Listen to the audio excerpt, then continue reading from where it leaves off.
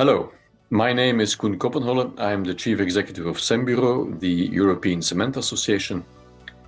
And I'm pleased to congratulate the Korean Cement Association for its first Cement Day. I've been very impressed with the miraculous growth of the Korean industry and economy over the past 70 years, actually since the 1950s Korean War. The development of the industry in Korea and society at large is also due to the efforts of industry in addition to the efforts of the Korean people. And amongst the industry is of course the cement and concrete industry. Cement and concrete are essential materials in building society of the future. We're talking about housing.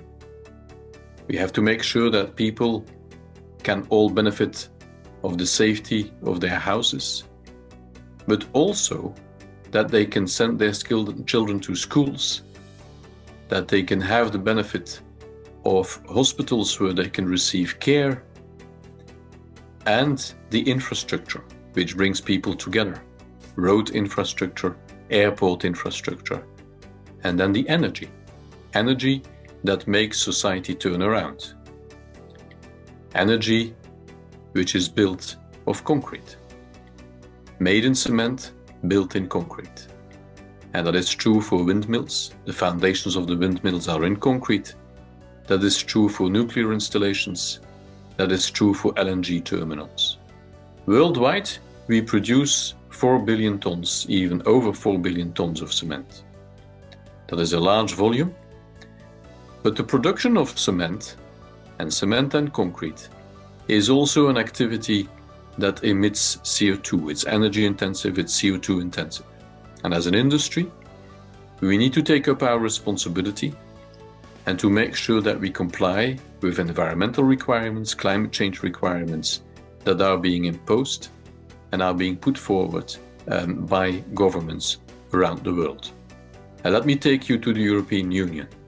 Cemburo, European Cement Association, has issued a roadmap where we aim to achieve carbon neutrality by 2050 with intermediate targets of 30% CO2 emission reduction by 2030 and 40% over the value chain, 30% over cement, 40% over the value chain. When I'm talking value chain, I'm also referring to the 5C framework that we used for that roadmap. 5 Cs represents each of the 5 stages of our value chain: clinker, cement, concrete, construction, and carbonation. And for each of these stages, we look at what levers we have to reduce our CO2 emissions. We look at increased use of alternative fuels, carbon capture and storage, carbon capture and use. We are assessing how we can further reduce the clinker content in cement without compromising the strength of the end product.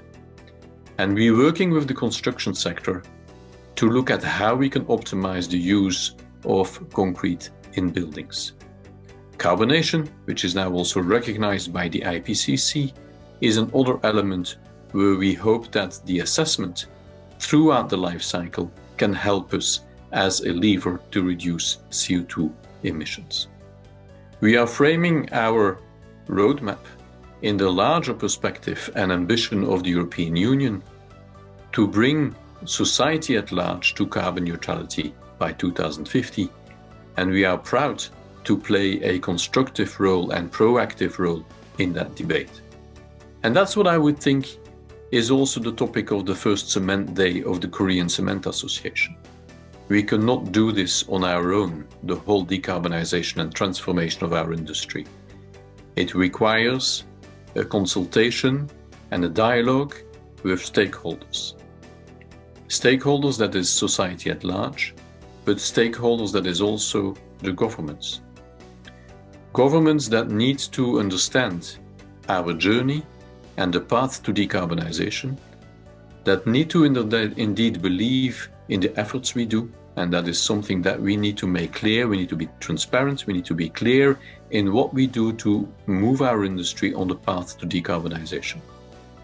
And I trust and I hope that the discussion today and on your first cement day, that we are indeed part of the future and that we can continue to provide the products that society of the future will need. Thank you very much.